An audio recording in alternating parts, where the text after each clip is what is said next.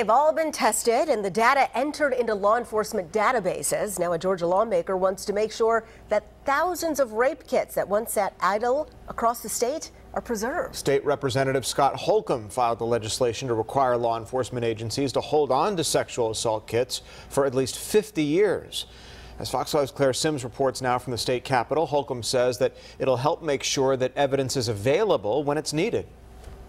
Representative Scott Holcomb says he has two main goals with this bill. The first is to show survivors of sexual assault that the state is doing everything it can to help find their attackers. The second is to show those attackers that investigators will not forget about their crimes. 2 days after I filed this bill, evidence from the testing that we've done identified a suspect in a case from 1994. State Representative Scott Holcomb says it can sometimes take decades to solve sexual assault cases.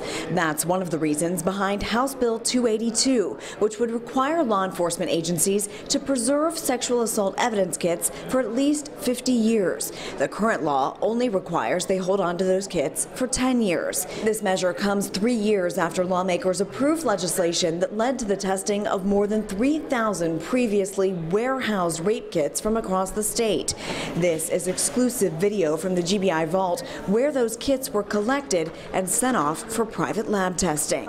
These are cases where individuals have been really deeply hurt, and it is one of the most serious crimes that we have in our state.